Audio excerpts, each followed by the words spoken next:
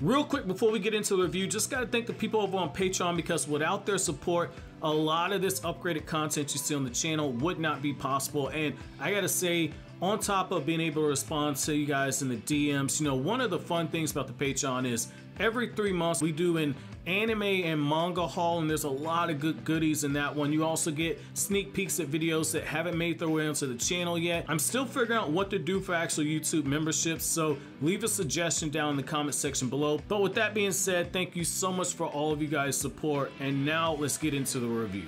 Yo, what's going on everybody? It's your boy Naruto Explained here, bringing you guys another review for Boruto episode 210, and now that episode 210 is done in the books, man, do we got a lot to talk about, man. This episode was actually better than I expected, and I gotta say, first and foremost, press F in the chat for all those people that Delta wasted at the end. Delta just showed up and chose violence and killed so many people covering tracks, and I like these little small moments of characterization that you see with the character of Delta and Code, and just how devoted they are to the car organization. You're seeing more layers to their actual personality and how far they're actually willing to go. I like seeing that because you didn't actually see that in the actual manga. So I like that we get these little small moments like this. It does a lot for actually building up towards the huge plot twists that are coming at the end of this arc that the anime is doing. So I absolutely love what the anime is doing with these characters right here. Now, the other thing I gotta say is a cheap plug. Like I talked about in my video going over the Otsutsuki clan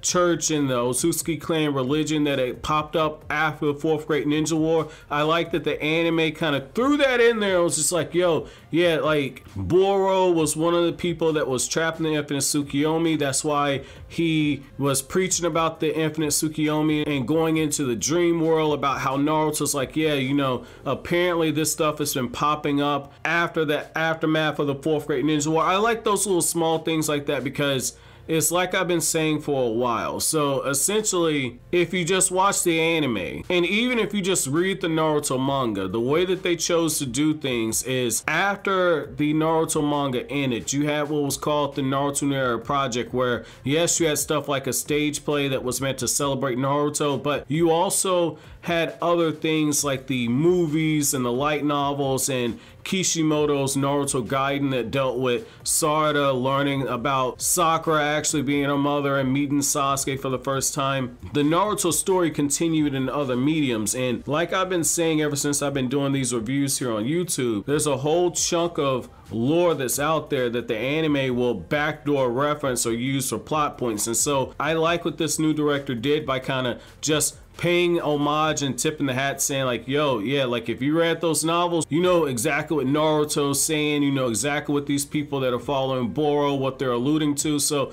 I like seeing those little small nods like that. Very nice to actually see that bit there. Now, the other thing is I like how this episode opens up with Naruto speaking to Konohamaru and saying, I'm gonna put you on this 2-man team. Like I've talked about in another one of my videos, Konohamaru's in that small class of ninja to where they don't need a 4-man team when they go on missions. That's why you hear Naruto say specifically, I'm putting you on a 2-man team with Sai. Yes, it's because of the type of mission that they're doing, but also because of Konohamaru's Jonin rank and because of how high and esteemed that Naruto and Sasuke and Shikamaru hold him.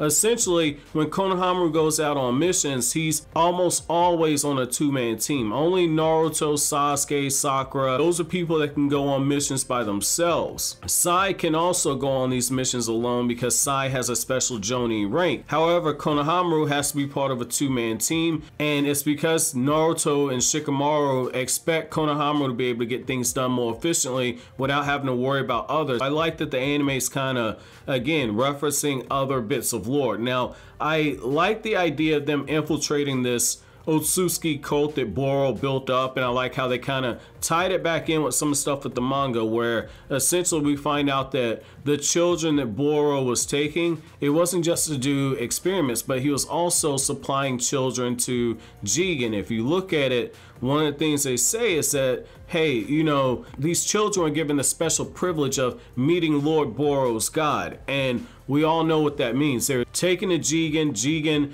implanted them with the karma seal. They weren't compatible and they ended up dying. But what I like here is that you're seeing the after effects of what happens when people get so devoted to a cause bigger than themselves. And so in this case, they're using religion as a way to actually talk about it. But you see how these people, they're clinging on to that need and desire to feel part of something bigger than themselves, to feel like they're answering to a higher calling, a higher being, because they're missing something. And what they're missing in the case of the young girl, the brunette that Konohamaru was talking to, and she talks about how she lost her parents and how her younger brother was all that she had left. Boro was able to manipulate them by giving them hope, which is one of the more dangerous things you can actually do. And so I like that they added that bit in there, because it shows you the emotional and the human cost of what Jigen and the Kara organization has done. So I like seeing that bit right there. I like seeing more of the actual structure that's going into this whole cult religion that Boro's got, how you got a priest and the guy basically is in on everything. I like how Sai and Konohamaru, as they're talking to the guy, they're trying to get information, they're feeding this story of, oh yeah, you know, we're just here because we got sick and we heard about it from our travels, that this place gives us cures and we want to meet Lord Boro. They're trying to see who's innocent and who isn't. And so I like that you see that aspect right there. It's the moments like this where we get to see the older generation kind of lean into their experience as ninja. It's very refreshing.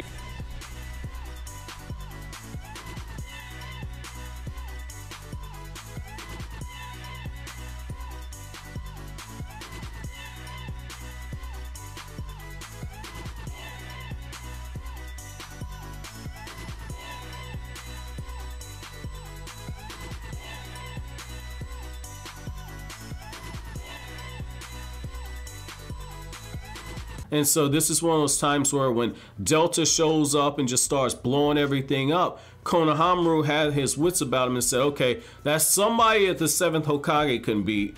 I need to stay hidden, otherwise I'm gonna get bodied like Naruto Explains thumbnail has been getting bodied. So I like that, you know, you see the calm and cool heads and how Konohamaru didn't make any noises and everything, just kind of observed the situation. I like that part right there, because this, again, it just shows you the difference with the older generation and new generation. And I like how, you know, Sai is just focused on everything that's going on. He's looking at the chick with the blue hair and he's kind of getting information. And while he's doing so, Konohamaru, he's got this soft expression as he's looking out there. He sees kids playing. He sees the adults, the older people. He sees the human cost of everything that Boro's done and how these lies, these people have built in these lies, and he realizes he's gonna have to eventually rip that band-aid off. And so I love that right there. It just shows the apprehension, because the difference is, it's like Konohamaru was able to grow up in the actual village, so he's a little softer, whereas Sai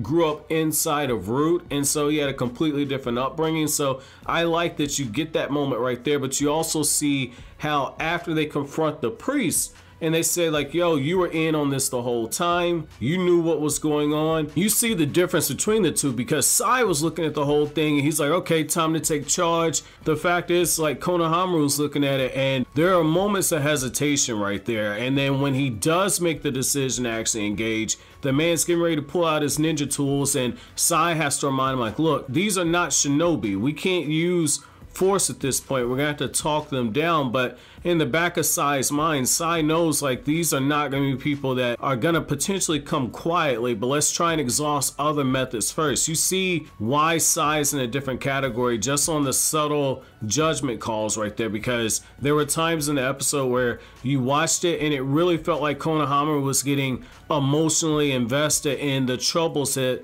the different people in this compound were actually going through. And it's only right. I mean, if you got any half decent heart, you're gonna look at these people, realize they've been bamboozled by a charlatan, and you're gonna see the people like, say, that girl at the end of the episode that started crying. You're gonna see that and you're gonna want to comfort. But Sai understands like you have to maintain 6 degrees of separation, which is why Sai at times pulls Konohamaru back and really at times is taking lead on the actual mission. So I like you see that right there, because it does show Konohamaru has a little bit of room to grow right there before he can get into that other class, like with Sai, who has that special rank as a Jonin and the Anbu that's exclusive to him.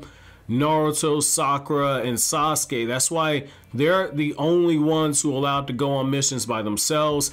Elite Jonin like Konohamaru need to be part of a 2-man team, and then regular Jonin, they need to be part of a 4-man squad. But Konohamaru, that's where that next step has to come. You know, overall, this was a pretty good episode, just based on the fact that, again, it's tying up the loose ends on that, and it's kind of building towards preparation of what's gonna happen in a few weeks, because they dropped a line in there of how, well, Jigen can't actually move until he gets to 100%, and that's not 100% accurate, but I do like the fact that they're letting you know, like, Jigen is vulnerable right now. So I thought it was kind of cool how this episode kind of built to that, as well as showed the devotion with Code, how Code is looking over the Ten Tails, and we get the revelation that Jigen has changed the coordinates, and that goes back to the whole thing of there's a traitor amongst the Car organization. What you start seeing now is that Jigen has begun cleanup duty, because Jigen has Delta and Code there, which shows like, okay, I can trust these two. I'm going to bring them to my special dimension. I'm going to